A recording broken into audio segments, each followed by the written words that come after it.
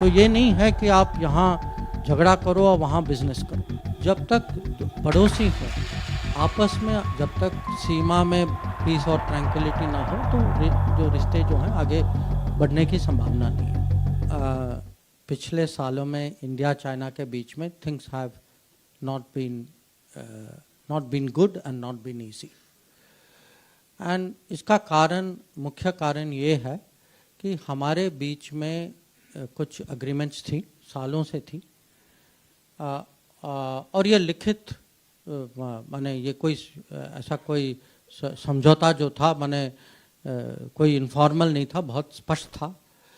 और ये था कि हमें अगर अपने बॉर्डर में पीस और ट्रैंक्विल, एक तो जब तक पड़ोसी हो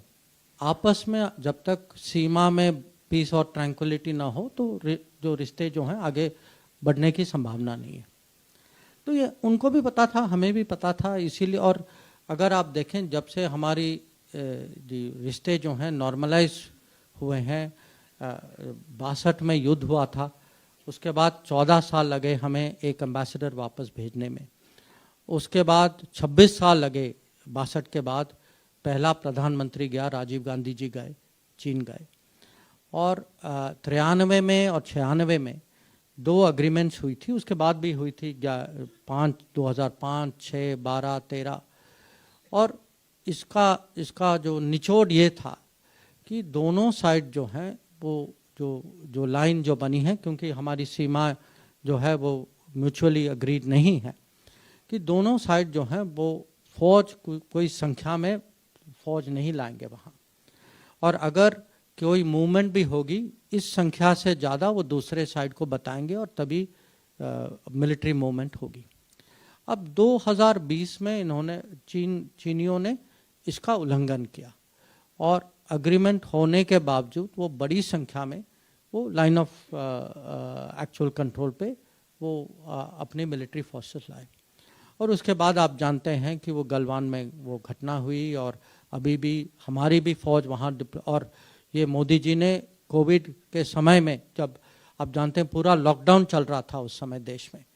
तो लॉकडाउन के स्थिति में तब भी हमने मिलिट्री मूवमेंट की, बहुत माने बड़ी संख्या में मिलिट्री मूवमेंट की,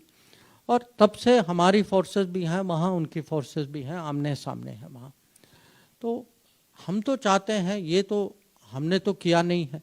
पर अगर हमारी सीमा में फौज आए तो हमें तो अपना डिफेंस तो देखना ही होगा। तो हमारी जो अप्रोच है उनको, और ये मैंने खुद मेरे जो काउंटर पार्ट हैं उनको समझाया है कि जब तक आप बॉर्डर में इसका कुछ सलूशन नहीं निकालेंगे, और अगर ये आमने सामने फोर्सेस ऐसे ही रहेंगे और उस तनाव रहेगा, तो आपको ये अपेक्षा नहीं रखनी चाहिए कि बाकी रिश्ते जो हैं वो माने नॉर्मल तरीके से चलेंगे, वो असंभव है। तो ये नहीं है कि आप यहाँ झगड़ा करो और वहाँ बिजनेस करो, ये माने इसको आप ऐसा लाइन नहीं कर सकते।